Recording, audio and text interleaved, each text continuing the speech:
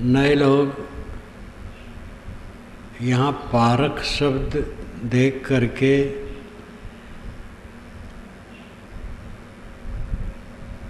उनको कुछ ऐसा भी लगता होगा कि ये क्या है पारक। इस सिद्धांत को भी पारक सिद्धांत कहते हैं। पारक का शुद्ध शब्द है परख। परख छानबीन, शोधना, जांचना, ये चैतन्य का गुण है।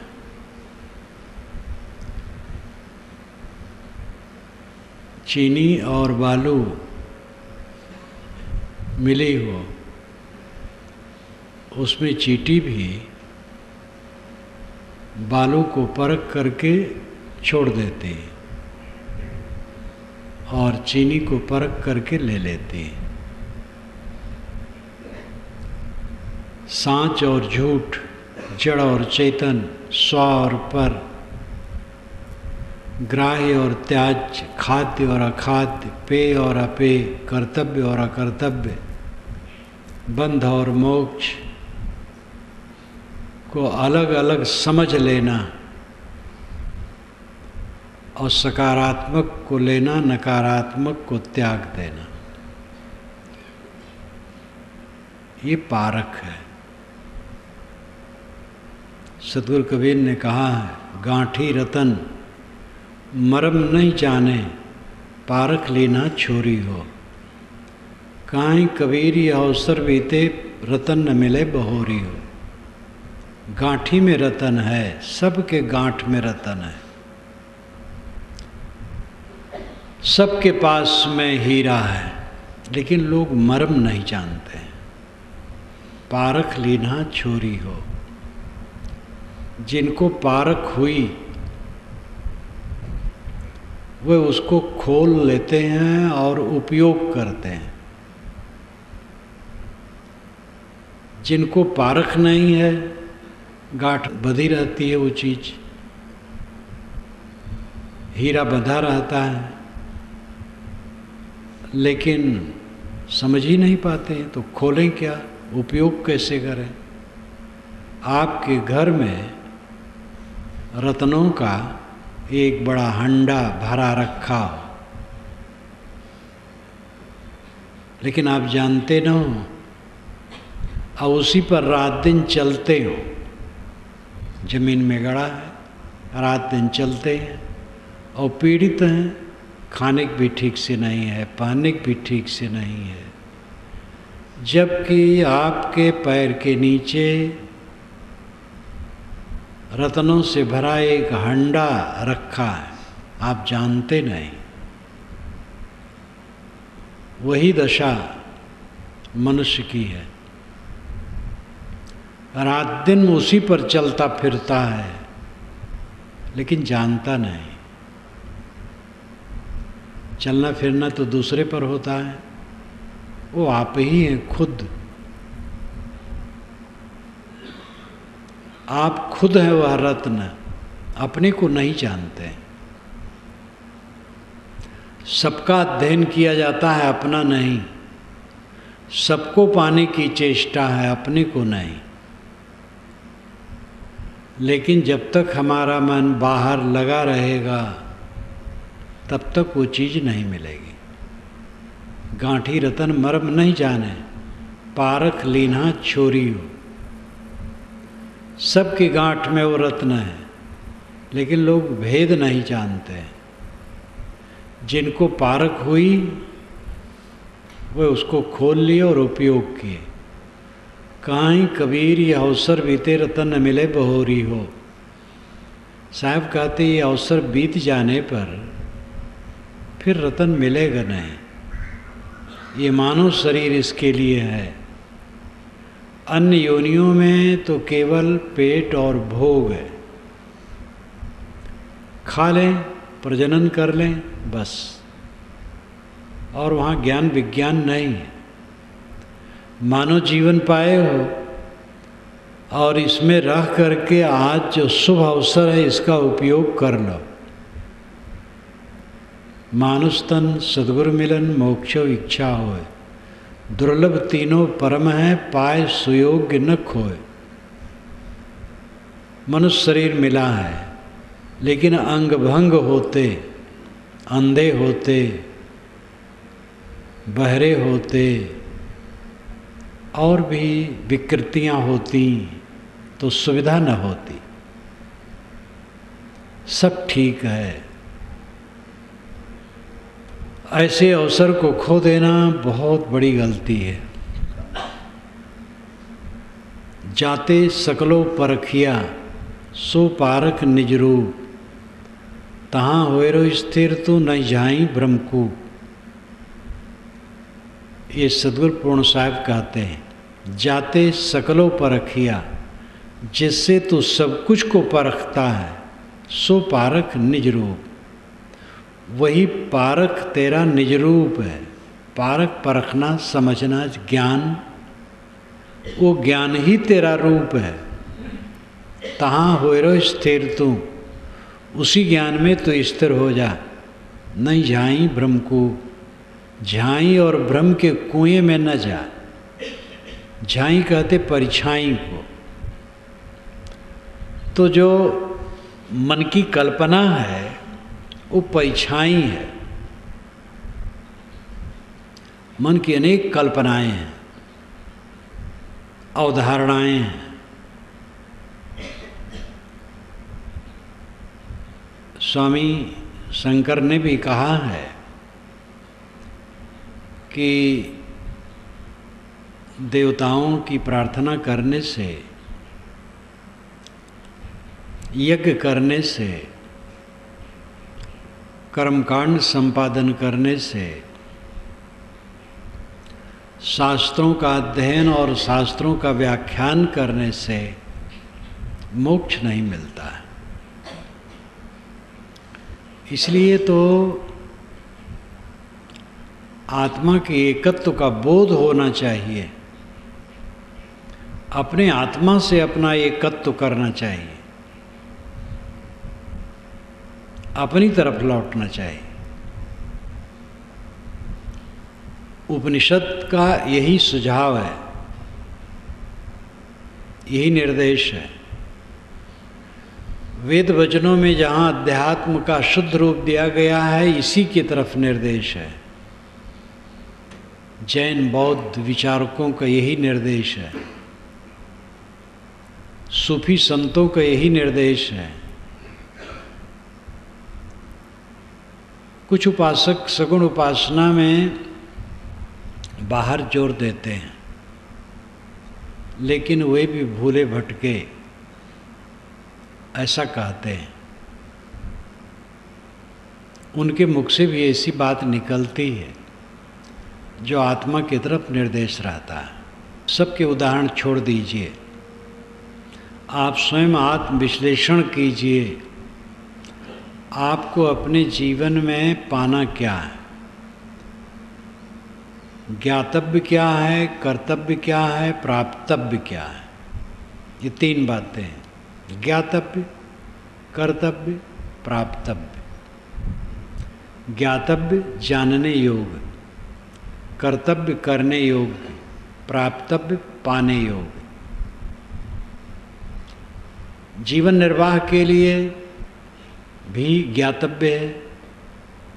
अगर व्यापार लाइन में आप जाते हैं तो वहाँ का कील काटा आपको जानना होगा, और उसमें भी व्यापार की लाइन में जिस लाइन में काम करना चाहे उस लाइन में।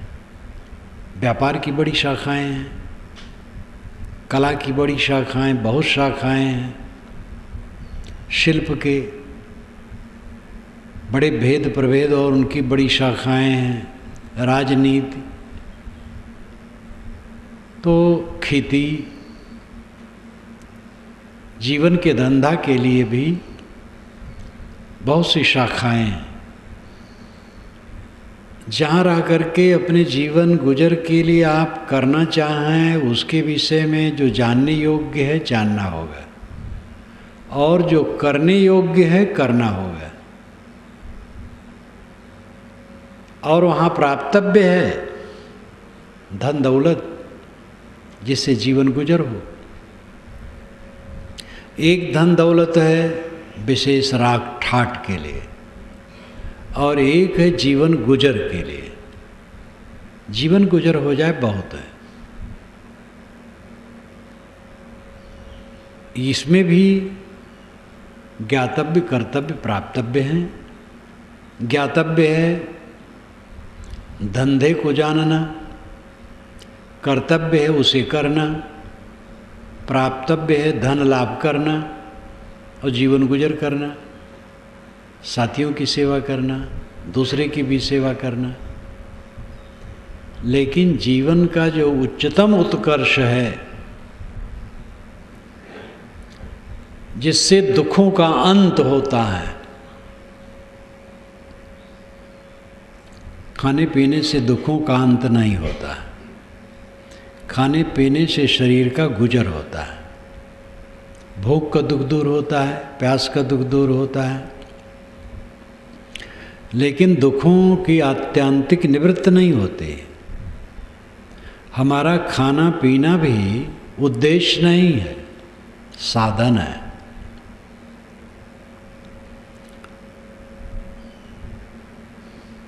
क्यों करते हैं? निर्वाह धंधा क्यों करते हैं? जीवन गुजर करने के लिए। जीवन गुजर क्यों करते हैं? इसका उत्तर नहीं। कमाते हैं खाने के लिए, खाते हैं जीने के लिए।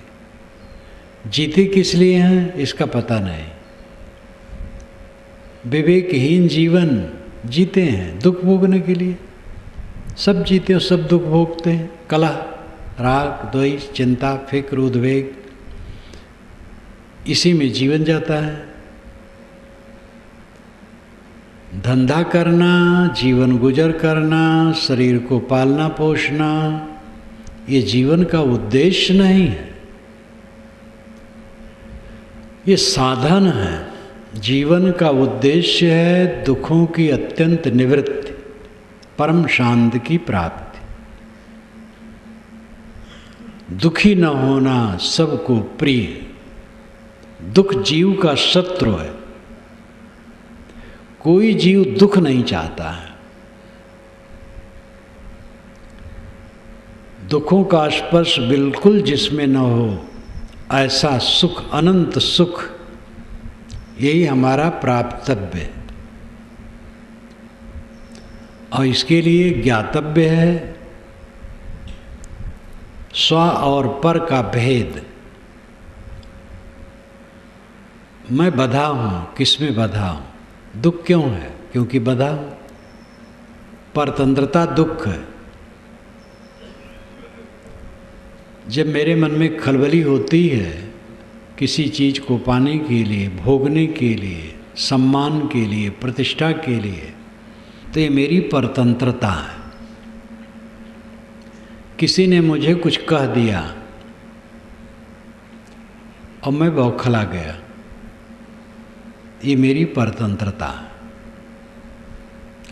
किसी ने मेरा सम्मान कर दिया, मैं पुलकित हो गया, ये मेरी परतंत्रता है।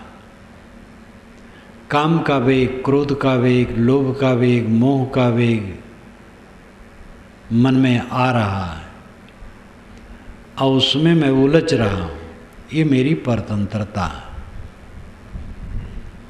साथी बराती के व्यवहार को देख करके क्षुब्ध हूँ, ये मेरी परतंत्रता है। इन परतंत्रताओं से छूटने के लिए न तो धन सहायक है, न विद्या सहायक है, न जन समाज सहायक है। इसमें सद्गुरु का आत्मज्ञान का उपदेश और उसका जीवन में प्रयोग सहायक है।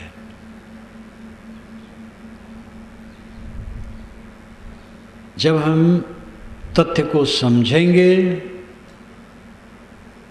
और अपने जीवन को उसी ढंग से जिएंगे, तब वो दशा आएगी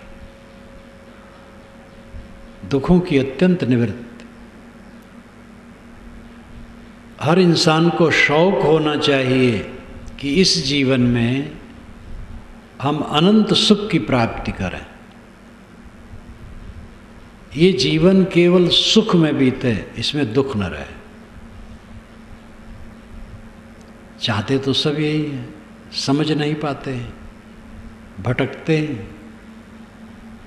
राग ठाट बढ़ाओगे तो सुखी नहीं रहोगे।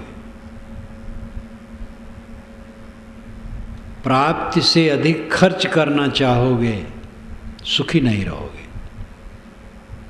सबकी प्राप्ति बराबर नहीं होती है। परिश्रम और प्रारब्ध का अंतर है।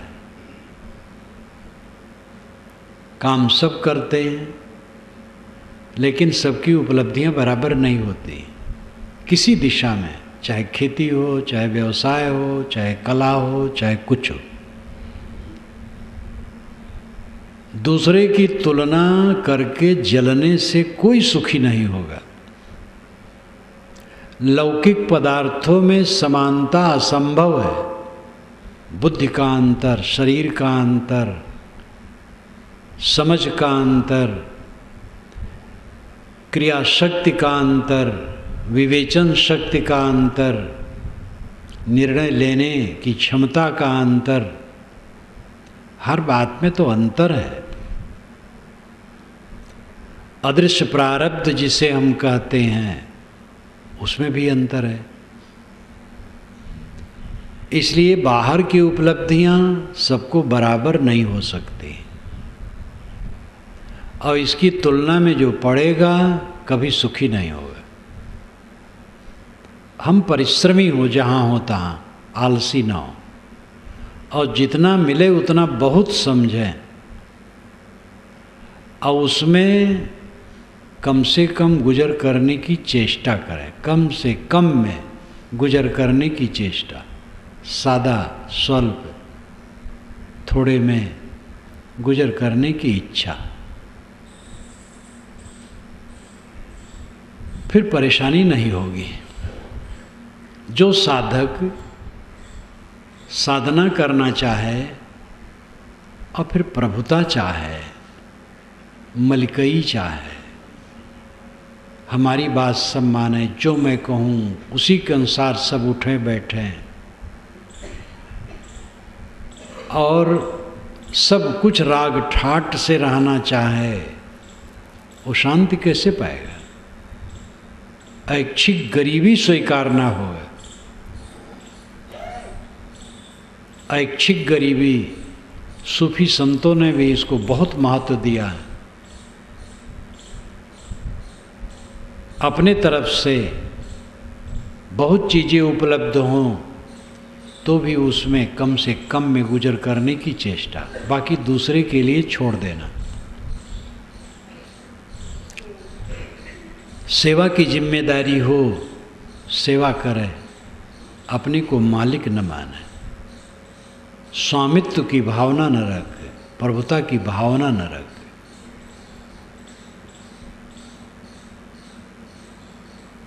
जहाँ रहे अपने आप को समेट करके रहे, तब मुक्त द्वार में प्रवेश हो सकता है। मुक्त द्वार बहुत पतला, भक्ति द्वारा सांकरा, राई दसवे भाई, मन तो मैगल होए रहा, कैसे आवे जाए। भक्ति दरवाजा बहुत सकरा है, राई दाने के 10वें हिस्से के बराबर है, और हमारा मन मैगल उन्मत्त हाथी बना है, तो कैसे उसमें आवे जावे। जब तक अपने अहंकार को पूर्ण रूप से चूर्ण नहीं किया जाएगा, शांति नहीं मिलेगी। मिथ्या अहंकार, जो कुछ हमारे पास है क्षणिक है, सब मिट जाने वाला है।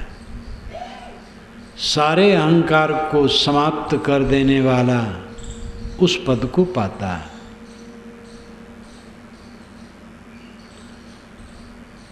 जानने योग्य स्व और पर का भेद है। मैं हूँ, मेरी सत्ता है, मैं जानता हूँ। जो स्मृतियों का घात प्रघात रात दिन होता है, किस पर होता है? ख्याल आता है, ख्याल में खटक आती है, ये अनुकूल हुआ, ये प्रतिकूल हुआ। इस प्रकार जो स्मृतियों का, स्मरणों का, यादगिरियों का घात प्रघात होता है, कहाँ होता है? स्व में होता है, मेरे अपने में होता है। वह जो मेरा अपना स्वरूप है, शुद्ध चेतन, वही जान जान करके चारों तरफ क्लेशित है, क्योंकि केवल जानता नहीं है, मानता है। जहाँ बोल तहाँ अक्षर आया, जहाँ अक्षर तहाँ मन दृढ़ाया। बोल बोल एक होई जाई, जिन्हें लखा सो बिरला होई। साहब कहते हैं जहाँ बोले वहाँ अक्षर आएगा, और जहाँ अक्षर आया वहाँ वाक्य बना और कुछ अर्थ निकला, और मन ने कोई मान्यता बनाई और हर शोक शुरू हुआ। बोल अबोल एक हो जाए, बोल में अबोल में एक समान हो जाए, जिन लखा सो बिरला होई। इस स्थिति को जो लखा और पाया और ठहरा, वो धन्य है। शब्दों के झोंके में हम परेशान हैं। बच्चे ने कुछ कट कह दिया, शिष्य ने कुछ कट कह दिया, क्षुब्ध हो गए। शिष्य होकर के कैसे कह दे, बच्चा होकर कैसे कह दे? सब जीव स्वतंत्र हैं और सब जीव अपने स्वभाव के अधीन हैं। कुछ निकल गया, चोट नहीं लगना चाहिए। हवा का झोंका है शब्द, और क्या है? हम जानते केवल नहीं हैं, मानने लगते हैं। हानि लाभ हर्ष शोक, इसलिए पीड़ित रहते हैं। जानो मानो न, मान्यताओं का बंधन काटो, सरल बन जाओ, तब मुक्त द्वार में प्रवेश होगा। जाते सकलों पर रखिया, सो पारख निज रूप। जिससे तूने सबको परखा, वो पारख तेरा स्वरूप है। इस पर मुझे याद आती है, एक संस्कृत के विद्वान ने, गोरखपुर के पंडित ने, अवध यात्रा में मिले थे वह वर्षा में। वे पारख सिद्धांत को जानते थे और बहुत मगन रहते थे। मस्त होकर के उन्होंने कहा, महाराज चाहते सकलो परखिया, सो पारख निज रूप। तहाँ हो स्थिर तो नहीं जाई भ्रम को।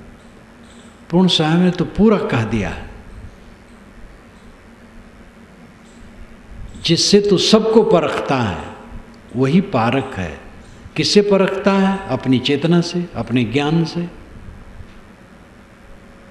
तुम स्वयं पारक हो, परक स्वरूप हो, ज्ञान स्वरूप हो,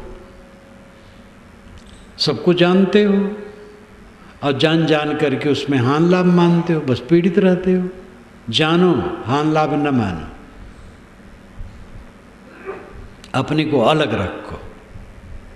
साप पाक दृष्टा मात्र, तहाँ हो रो स्थिर। तुम अपने स्वरूप में स्थिर हो जाओ, आत्मा में। नहीं झाई भ्रम को, झाई में न जाओ, भ्रम के कुएं में न जाओ। झाई परछाई कल्पना अवधारणा, ईश्वर की अवधारणा, 4 हाथ वाला, 8 हाथ वाला, मुरलीधारी, धनुषधारी, कंबलधारी, शंख चक्र गदा पद्मधारी, सर्वत्र व्याप्त, किसी लोक में रहने वाला, ये सब झाई है, कल्पना है। सारी कल्पनाओं का वहाँ अंत होता है। कल्पना मात्र झाई है। ये बात वेदांत भी स्वीकार करता है। स्वामी शंकर कहते हैं यथा यथा प्रत्यगवस्थितम मनः, यथा यथा प्रत्यगवस्थितम मनः तथा तथा मुंचति बाह्य वासना। निशेष मोक्षे सति वासनानाम आत्मानुभूति प्रतिबंध शून्य। यथा यथा जैसे जैसे प्रत्यगवस्थितम मनः भीतर में मन स्थित होगा, प्रत्यगवस्थितम पदच्छेद में होगा प्रत्यक अवस्थितम, प्रत्यक भीतर अवस्थितम ठहरना। मन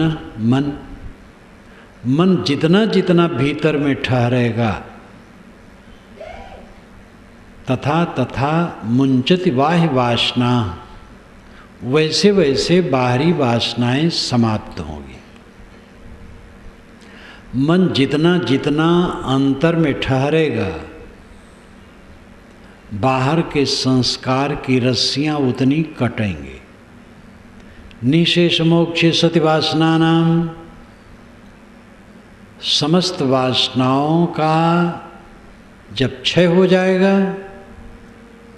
आत्मानुभूति प्रतिबंध शून्य, तब साधक अपनी आत्मा में अनुभव करेगा कि मैं बंधनों से मुक्त हो गया हूँ।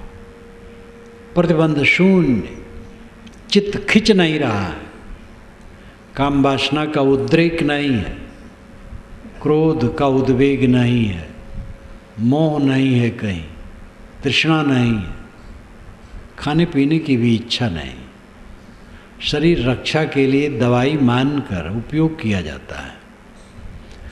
मिलने जुलने की भी इच्छा नहीं है, विवेक पूर्वक जो उचित है मिलना जुलना किया जाता है। जीने की भी इच्छा नहीं, प्रारब्ध शरीर की यात्रा जितना है चल रहा है, जहाँ टूट के गिर जाए गिर जाए, न कुछ लेना है न देना है, न मिलने की चाहना, न छुटने को सोच, धन प्राणी निर्वाह में कहूँ न मन को रोज। ये विशाल देव की साखी है। न तो मिलने की चाहना है न छुटने की चिंता है, धन प्राणी निर्वाह में कहूँ न मन को रोज। धन और प्राणी और निर्वाह की चीज़ों में कहीं मन को रुचिकर मान करके फंसाओ मत, उलझो मत। बाहर की सारी रस्सियों के कटने पर अंतर में प्रवेश पाओगे। यही साधुता है।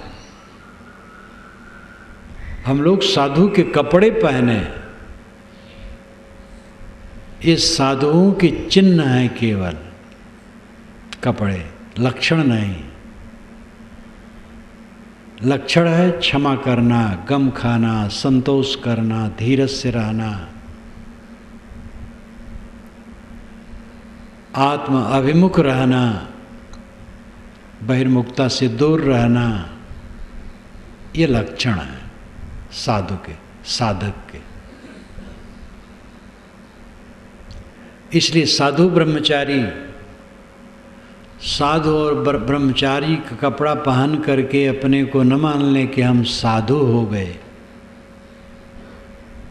ये तो बाहरी चिन्ह है। कपड़ा पहनना है इसलिए कोई कपड़ा चाहिए, तो साधुओं ने एक सरल कपड़ा निकाला। हमें न मान लें हम साधु हो गए। अभी अंदर में देखें कितनी कमी है, हमारे में अभी कितनी कमी है। अगर मानसिक उद्वेगों से हम प्रभावित हैं तो अभी बहुत खामियां हैं। और ये सारे उद्वेग अहंकार कामना के क्षय होने ही से मिटेंगे। और ये खुद को करना पड़ेगा, कोई नहीं कर देगा। इसके लिए भी बड़ा बड़ा प्रपंच है। भगवान चाहे तो सब हो जाए, भगवान की कृपा होगी तो सब हो जाएगा। गुरु कृपा कर दें तो सब हो जाएगा, ना भगवान कुछ कर पाएंगे और गुरु तो उपदेश करेंगे और क्या करेंगे, खुद करना पड़ेगा। आपने अपने मन में कूड़ा कबाड़ भरा है, गुरु कैसे निकाल देंगे? गुरु बता रहे हैं निकालो। एक एक करके आपने अपने चित्त को विकारों का घर बनाया है, अहंकार ममकार करके। अब आप धीरे धीरे उसको परखें और काटें, तब वो घटेगा। करना पड़ेगा आपको। हर आदमी अपने मन का दृष्टा है, दूसरे मन का दृष्टा दूसरा नहीं हो सकता है। बंधन और मोक्ष मन में होते हैं। मन का विकार बंधन है, मन की निर्विकार अवस्था मोक्ष है। और अपने अपने मन के सब साक्षी हैं, तो दूसरा कैसे मिटाएगा? इस वास्तविकता को समझें। परख पारख ज्ञान आपका स्वरूप है। परख करके मानना ये कबीर साहब की विधा है। उन्होंने कोई पुस्तक स्वतः प्रमाण नहीं माना है। कोई पुस्तक स्वतः प्रमाण हो नहीं सकती और कोई व्यक्ति को भी स्वतः प्रमाण नहीं माना है। व्यक्ति की प्रामाणिकता उसके ज्ञान और आचरण में है। श्री पूर्ण साहब ने कहा है, परख साधुगुर परख कबीर पारक पद पहचान, पारक के प्रताप से सब भ्रम जाला मान। परख साधुगुरु, साधु और गुरु यदि परख में हैं, कसौटी में चलते हैं,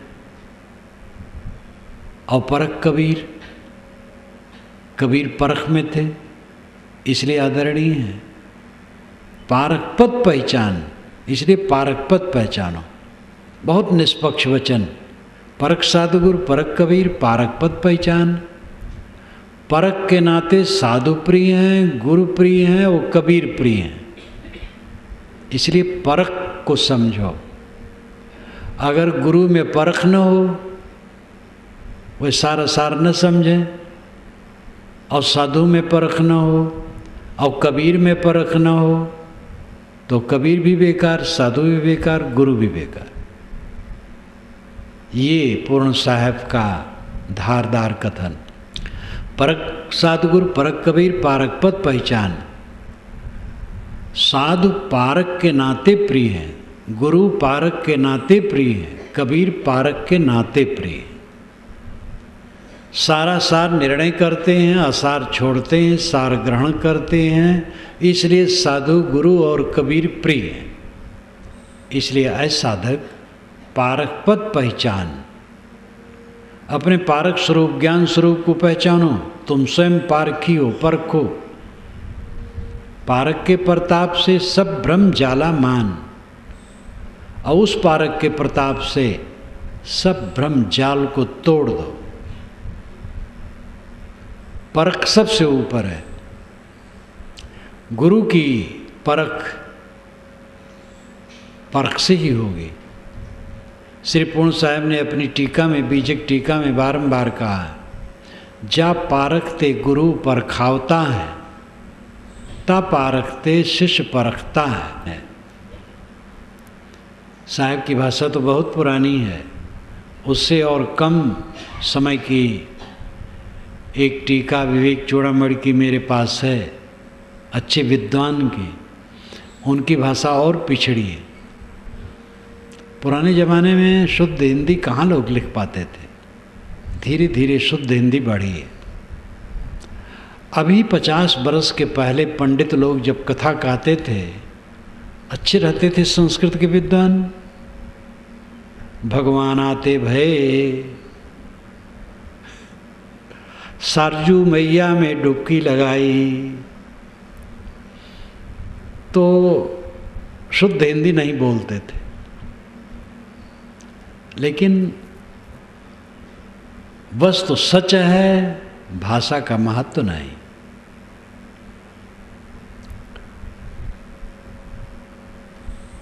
पारक के प्रताप से सब ब्रह्मजालामान ज्ञान पारक है, और ज्ञान का लक्षण है निर्छीर अलग करना। चना और कंकड़ एक में मिला के रखा है, और उसने कहा मैंने कंकड़ को अलग कर दिया, केवल चना है, विचार लिया है, और दोनों मिला है, तो क्या विचारा? वो ज्ञान कहाँ जिसमें निर्मलता नहीं आई। स्व और पर का विवेक, पर से लौट करके स्व में स्थित, ये पारक पद की प्राप्ति है। स्वस्वरूप की स्थिति पारक पद की प्राप्ति है। अपने आप में ठहर जाना पारक पद की प्राप्ति है। जीव का स्वरूप शुद्ध चैतन्य, उसके विशेषण में ब्रह्म, पारक, गुरु अनेक शब्द होते हैं। श्री पूर्ण साहब ने बीजक में 4 मुख वाणी कही है, जीव मुख, माया मुख, ब्रह्म मुख, गुरुमुख। जीव सिद्धांत है उनका कि जीव ही सच है, लेकिन जीव मुख की वाणी को स्वीकारते नहीं। ये विरोधाभास लग सकता है।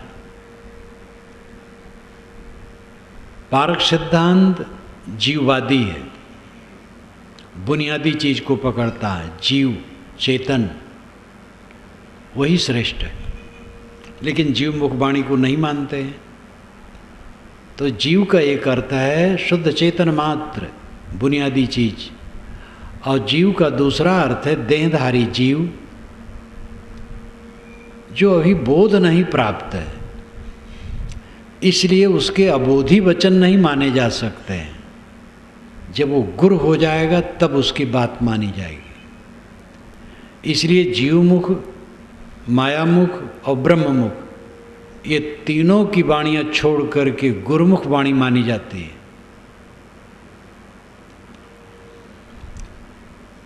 तो जीव जब गुरु हो गया तब उसकी बात की प्रामाणिकता है। इसी प्रकार कह सकते हैं कि जीव जब ब्रह्म हो गया तब उसकी बात की प्रामाणिकता है। तो ये भाषा है, इसका अर्थ यही है, जब निर्छीर विवेक हो गया और वैसे आचरण हो गया तो ब्रह्म हो गया, गुरु हो गया, महान हो गया। भाषा को लेकर के पारखी कहे नहीं वो पारख तो हो गया, ब्रह्म नहीं होगा, और वेदांती कहे नहीं ब्रह्म हो गया, पारख नहीं। सांख्यवादी न ब्रह्म कहेंगे न पारक कहेंगे, वो पुरुष कहेंगे। तो भाषा है, भाषा में ना अटको, स्थित देखो।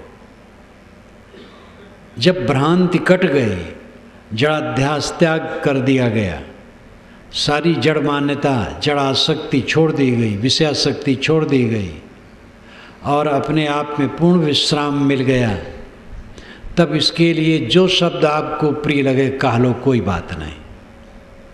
खुद बीनी, खुद सिनासी, ब्राह्मी स्थित, पारक स्थित, स्वरूप स्थित, कैवल्य दशा, निर्वाण दशा, वैष्णवता भी कोई हर्ज नहीं है। विष्णु शब्द बहुत प्यारा है, समय से इस पर विचार करना चाहूँगा, अभी तो समय नहीं है। लेकिन परमार्थ पथ में चलने वाले शब्दों से परहेज करना और एक को पकड़ लेना और दूसरे को निंदित करना ये ठीक नहीं। वस्तु विवेक सही होना चाहिए और स्थित सही होनी चाहिए। फिर उस स्थित का नाम कौन क्या रखता है उसका विचार है। स्थित सही हो, माल सही हो, परख है, स्व और पर का विवेक। अध्ययन के दो ही विषय हैं, स्व और पर। स्वनाम खुद, परनाम दूसरा। जो कुछ आप देखते हैं, सुनते हैं, छूते हैं, सूंघते हैं, स्वाद लेते हैं, सोचते हैं, वो पर है। 5 ज्ञानेंद्रिय और छठा मन। बौद्ध लोग कहते हैं षडायतन, 6 आयतन। बौद्धों के अलावा लोग 5 ज्ञानेंद्रिय छठा मन कहते हैं।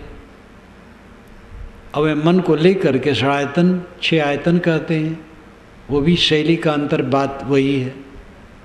5 ज्ञानेंद्रिय और मन द्वारा प्रतीतमान सारा दृश्य पर है, और 5 इंद्रिय और मन द्वारा जो जानता है सबको, वो स्व है। विषय और विषयी, विषय 5 हैं। विषयी चेतन है जो विषय को ग्रहण करता है। यहाँ विषयी का अर्थ लंपट नहीं है, यहाँ विषयी का अर्थ है जो विषय को जाने, सब्जेक्ट ऑब्जेक्ट। विषयी विषय, दृष्टा दृश्य, ज्ञाता ज्ञेय। ज्ञाता चेतन है, ज्ञेय जड़ है। ज्ञाता विषयी है और जड़ विषय है। विषय को जो ग्रहण करे वो विषयी। चेतन विषय को ग्रहण करता है, इसलिए वो विषय से अलग है। छोड़ दे उसको, बस छूट जाए। स्व और पर का ज्ञान, इसमें तीसरे की कोई गुंजाइश नहीं। कोई देवता, कोई ईश्वर, कोई अलग से परमात्मा। जहाँ ईश्वर परमात्मा और देवता को खड़ा किए वो आपके मन की कल्पना होगी, और कल्पना जब मिट जाएगी तो कौन देवता रहेगा? स्व और पर के बीच में तीसरा कौन रहेगा?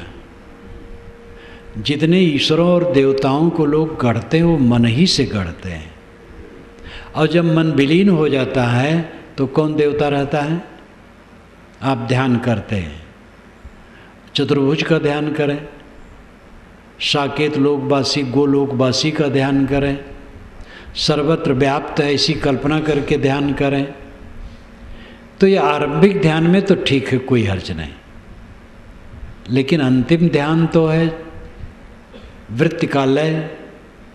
जब वृत्तियाँ लीन हो गई तो सर्वव्यापक की कल्पना खत्म, किसी लोकवासी की कल्पना खत्म, चतुर्भुज की कल्पना खत्म।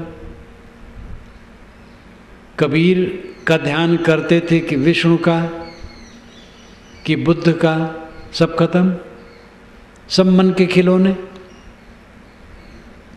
मन जहाँ लीन हुआ वहाँ कुछ नहीं रह जाता है। दृश्य से पार दृष्टा अपने आप रह गया, दृश्य मात्र। योग दर्शन तब कहता है दृश्य मात्र, तब दृश्य मात्र रहता, दृश्य नहीं। दृश्य चेतन, चेतन मात्र रहता है। जब तक देखता है तब तक वो दृष्टा है। जब देखना बंद हुआ तो दृश्य मात्र, शुद्ध चेतन मात्र रहा। साक्षी तब तक है जब तक मन सामने है, और मन लीन हो गया तब चेतन साक्षी भी नहीं है, शुद्ध चेतन मात्र है। ये पारकपद की प्राप्ति, स्वरूप स्थित की प्राप्ति है। अध्ययन के दो ही विषय हैं, स्व और पर। अपने को जानो, पर को जानो।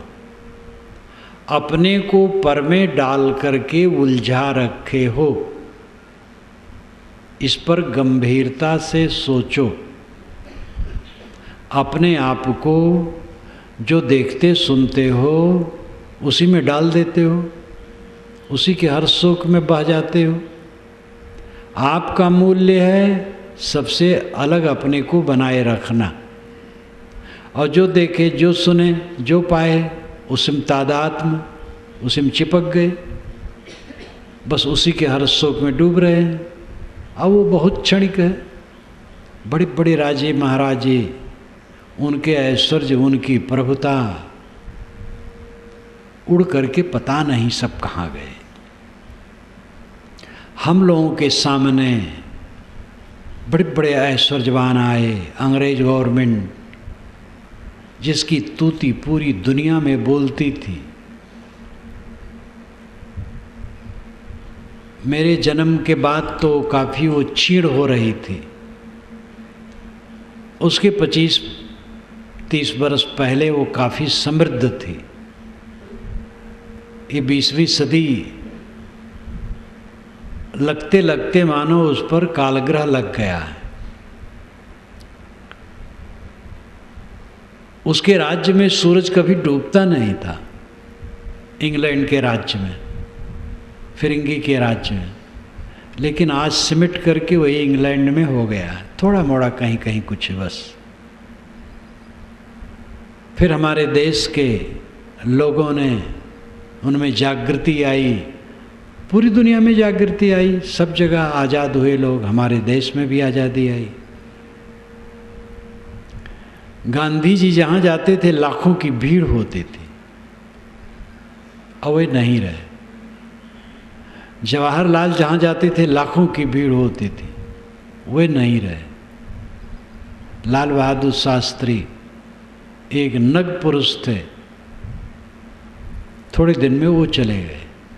इंदिरा आई, इंदिरा का प्रभाव बहुत व्यापक हुआ, अमेरिका में जाके गरजती थी। वो कहाँ है? राजीव कहाँ है? राव कहाँ है? अभी देखो अटल बहुत योग्य पुरुष हैं, लेकिन अपने कमरे में बैठे। कई प्रधानमंत्री दिल्ली में अपने अपने कमरे में बैठे हैं। किनकी प्रभुता रहती है? हम लोगों का जो कुछ माना है, कब तक इसका संबंध है? जब इस पर बराबर विचार किया जाएगा तब अध्यास कटेगा। ये मत समझो ऐसा विचार करने से तब तो बड़ा ठंडा हो जाएगा, फिर काम धाम क्या करूँगा, ये भ्रम से होता है। मैं तो इस पर खूब विचार करता हूँ, आवाज़ से नहीं, 60 वर्ष से करीब करीब, 55 वर्ष से तो खूब जोर से विचार करता हूँ और खूब काम करता हूँ। जिस श्रेणी में हूँ, इस बुढ़ापा में भी खूब काम करता हूँ।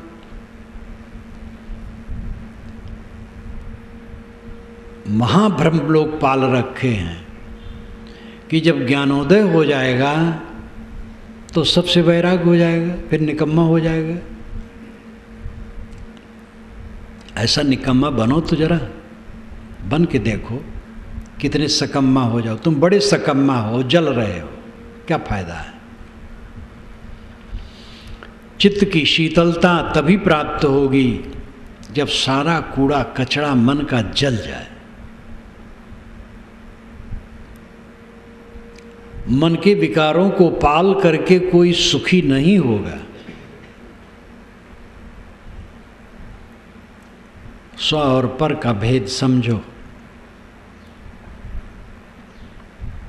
स्व पर में प्रलुब्ध हो करके दुखी है,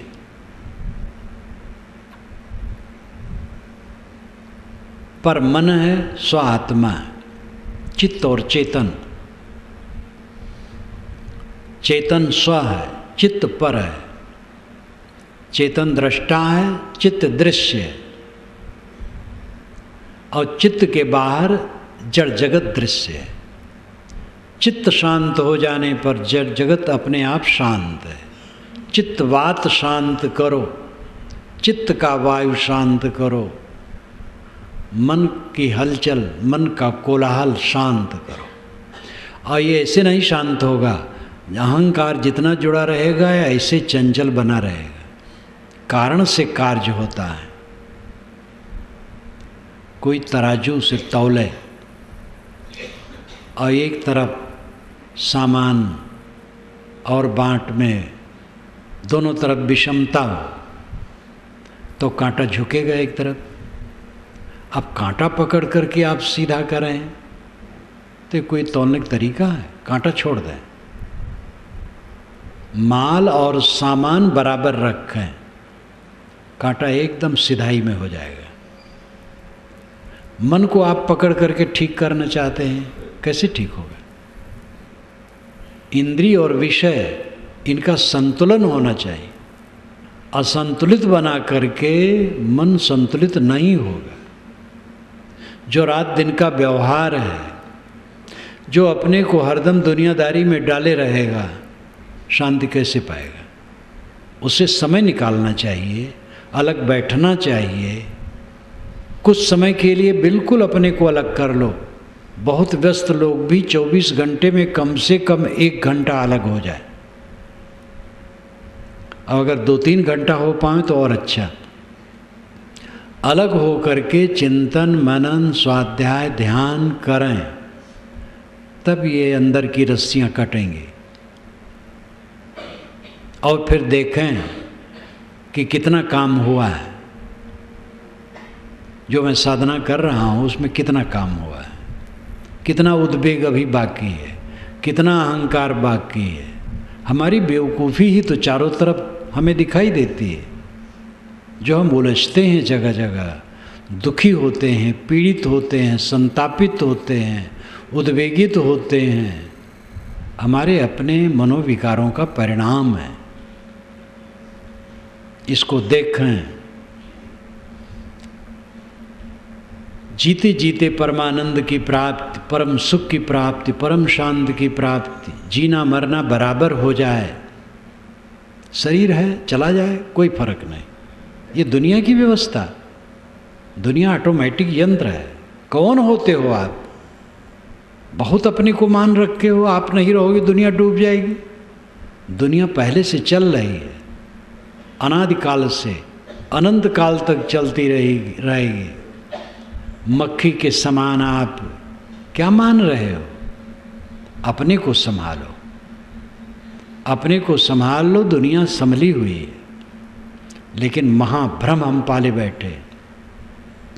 हम नहीं रहेंगे, दुनिया डगमगा जाएगी। अपने को समझो। स्व और पर का विवेक यही पारक है। स्व खुद आत्मा है, पर जड़ दृश्य है। जड़ दृश्य का प्रलोभन छोड़ करके स्व में स्थित पारक पद की स्थित है, स्वरूप स्थित है, और यही ब्राह्मी स्थित है। यही कैवल्य है, यही निर्वाण है, यही मोक्ष है। इसी में ठहरने के लिए ध्यानाभ्यास है और सारी साधनाएं हैं।